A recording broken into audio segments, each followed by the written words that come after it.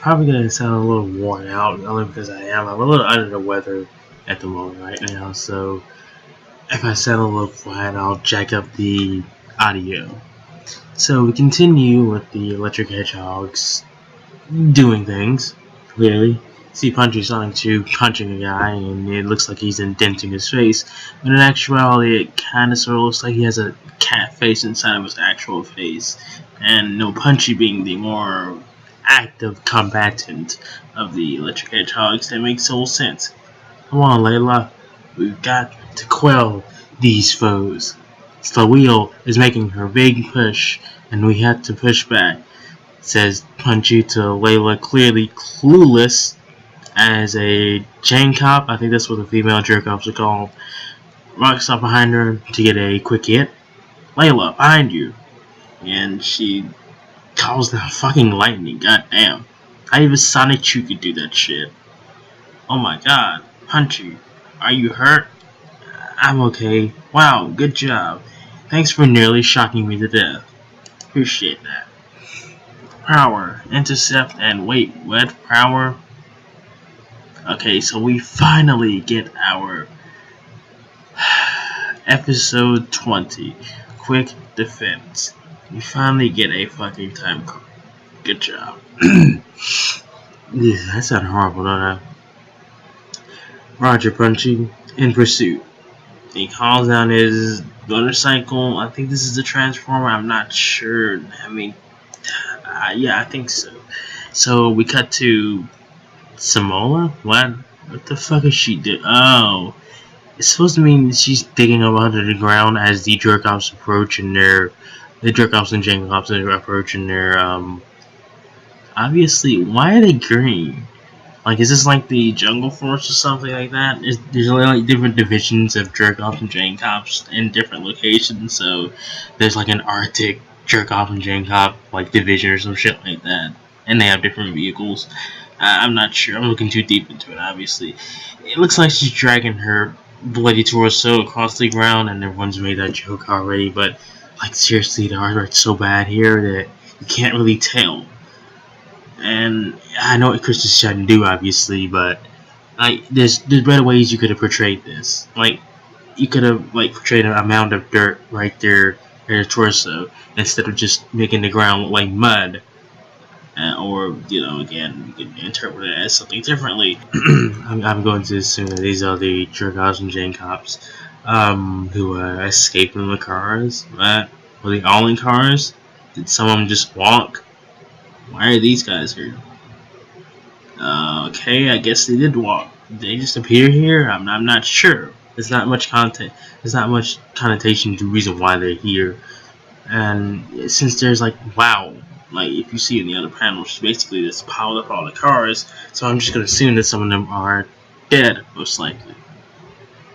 But here's the thing about Chris's portrayal of, I guess, African Americans in this series. This is probably the only few chances where we're going to see a abundant amount of African American characters in the comic. Surprise, surprise, they're all villains. Pretty much all the minority characters are villains. Mostly all of them are pretty much villains, except for one. I think this character is Spanish and she's lesbian or some shit like that. We'll have to see when we go on. I can't really pinpoint the character because Sonichu has so many characters that even the major characters you kind of forget after a while. So we venture over to the next page here, and while Sonichu is here as well, he uses his little vine whips and he so he's whipping all of them like into place, like as a group. His vines are that strong and he's tying them together. I don't think they work that way. I mean, vine whips plus strength. Sure, you know that already. And he's quite literally, going to suplex all of them as a group. This is what this pretty much the quick defense episode is pretty much going to be. It's basically them being all the electric hedgehogs pretty much showing their God superpowers, being harder, better, faster, stronger than pretty much all the villains. And we see the one time the literal one time to where a Sonichu character actually shows aspiration. They actually show that they're, breaking a sweat, actually trying, is here when while Sonichu is sweating. Don't kill time recovering yet. They're still coming. Signal beam. So did she use the signal beam to signal the other electric Pokemon, or how does she know signal beam? Is that even an actual move? Yep, they're here, says Reginald. Yeah, of course they're here. They've been fighting them. Are you talking? Oh, whoopsie. Sorry, these guys. So I think they're Decepticons. There's not, I said Decepticons.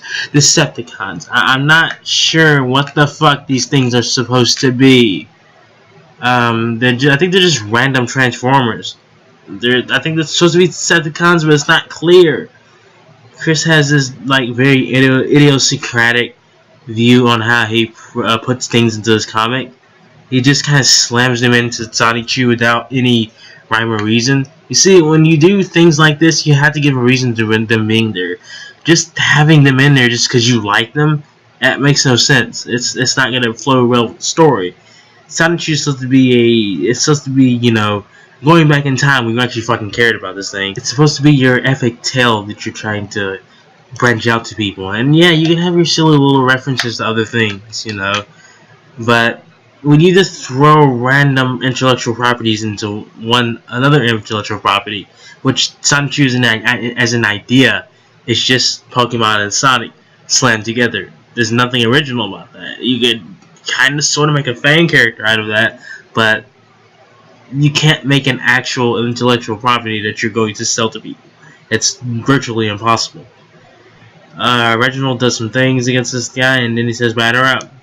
And he literally, again, them being harder, better, faster, stronger than pretty much any one of these guys. She's literally flying through the air, and these are Transformers, so they have to be. And if we're gonna go by actual Sonic characters versus Transformers, these things are probably skyscraper, like building size, and she just destroys them on a whim. Like I said, this is basically just Chris flaunting the fact that these characters are literally invincible. They have plot armor that's like adamantium. She uses heel stop, sky uppercut. She's basically just completely fucking these things over. And again, that's all that's electric Hedgehog Pokemon, but it's effortless. It's just boring. I mean, no one wants to watch a character just be ultra god mode, like without build up. You can't make the character look ultra god mode, invincible, Jesus Christ, Cthulhu, ultra mega death, Titan like mode, just for the sake of them looking cool. It's gonna be boring to the audience because like you can't care what happens to these characters when you know that they literally can't lose. And that's the thing about Sonichu characters. Like Chris fails. He completely refuses to make these characters lose in any sort of way, which makes the fight scenes utterly boring because they're utterly one-sided. So they do things, and other things happen, apparently. Angel, we did it. I'm not sure what you did. I mean, you didn't even have to work at all. And we get to see the full view of a church, which is the most obvious, thuddingly obvious church I've ever seen in my life. It's shaped like a fucking cross, dude. Like, the inside of it is shaped like a literal cross with a star around it. Wow. Just wow. And we open with Bubbles and Blackchu. Apparently, they're not even with the other electric Pokemon. So, what are they doing? Well, because I'm a little under the weather, you'll have to find out later. Really sorry about this. Really sorry.